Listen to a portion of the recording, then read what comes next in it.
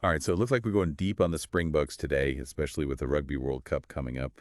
We've got a mix of your notes and some articles here. So let's see what we can find out about their goals this season. I guess first things first. The big one, a potential three-peat at the World Cup. Yeah, that's right. It would be historic. No team has ever done that before in the Rugby World Cup. It's incredible. They're already being compared to the All Blacks dynasty from 2011 to 2015, and even Eben Etzebeth acknowledges the talk. But he seems really focused on the Springboks' own journey. Exactly. And it's interesting how Etzebeth talks about the whole team having that three-peat in mind, but they're being strategic about it. He really emphasizes this step-by-step philosophy. I think that's key here. Okay, so what does step by step actually look like for them? I mean, it's not just like a motivational saying, right? Yeah. Right. It's got to be more than just words. From what I'm seeing, it seems to be about breaking down their goals. So instead of getting caught up in that huge World Cup trophy, they're focused on what's right in front of them, like dominating the Freedom Cup and holding on to the Rugby Championship title. Each win becomes like a building block, a chance to fine-tune their strategies and test themselves against some serious competition. That makes a lot of sense, especially when you look at their winning streak. 11 wins out of 13 tests in 2024. That kind of consistency has to build some serious confidence. It definitely does. Those wins aren't just about the points. It's about building that team chemistry, that trust between the players.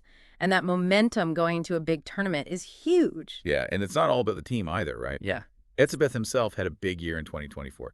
Both personally and professionally, he became a dad for the first time. And still led the Sharks to a Challenge Cup win. That's right. And it's really interesting to see how he connects those personal milestones with his ambitions on the field. It's like he's playing with a whole new level of motivation, not just for himself, but for something bigger. You know, it's funny, even after winning the Challenge Cup with the Sharks, Etzebeth's already talking about aiming higher. He wants to do better in the Champions Cup. That drive for continuous improvement seems like it's a big part of who he is.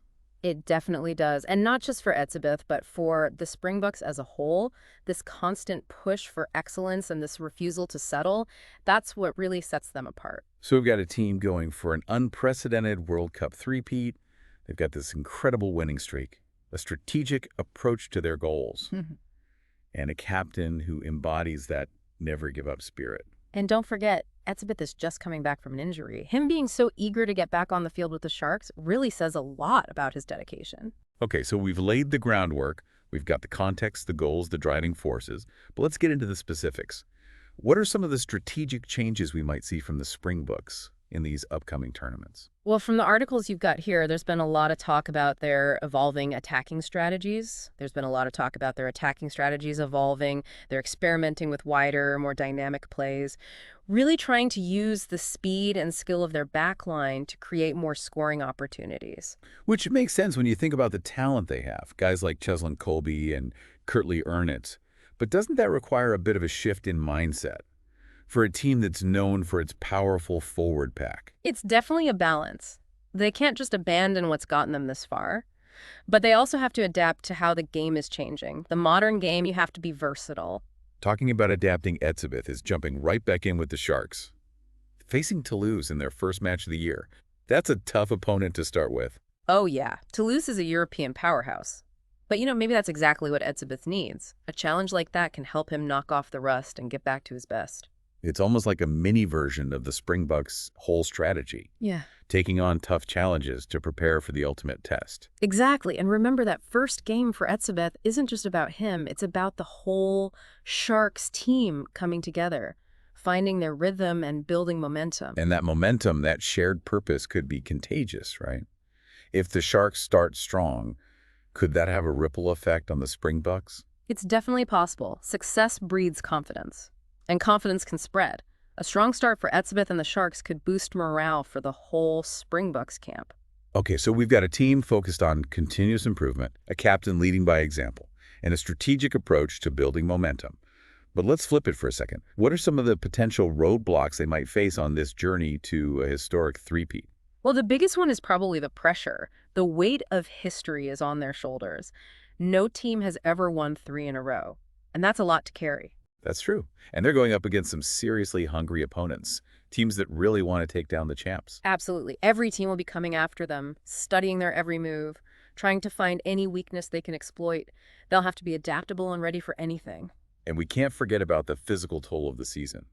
Staying healthy and managing fatigue is going to be crucial, especially with the World Cup coming up. That's a really important point. Injuries can derail even the best teams.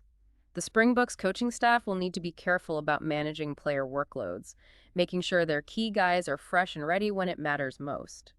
So we've got the potential pitfalls, the pressure, the fierce competition, the risk of injuries.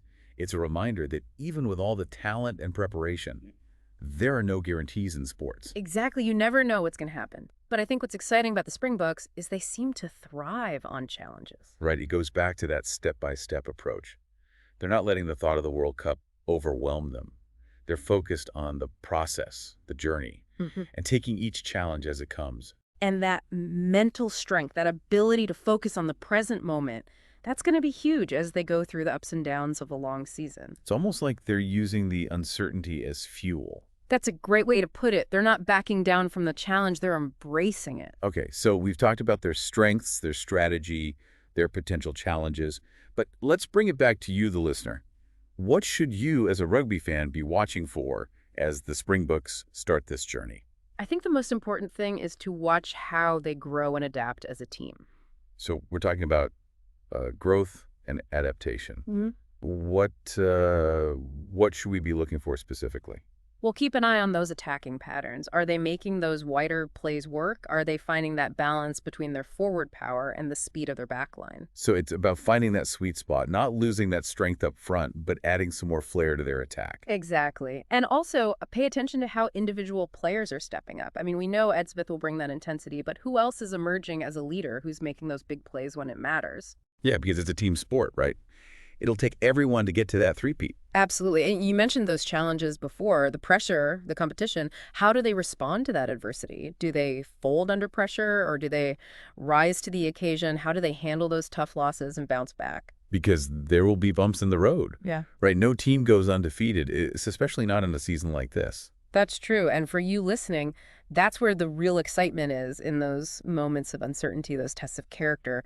That's where you see what a team is truly made of. So it's not just about winning or losing. It's about how they handle the whole journey, the ups and downs, the challenges that come their way. Exactly. And as you watch it all play out, ask yourself, does this team have the resilience, the adaptability, the mental toughness to make history? That's a great question to think about, and it's something we'll keep digging into as we follow the Springboks throughout the season.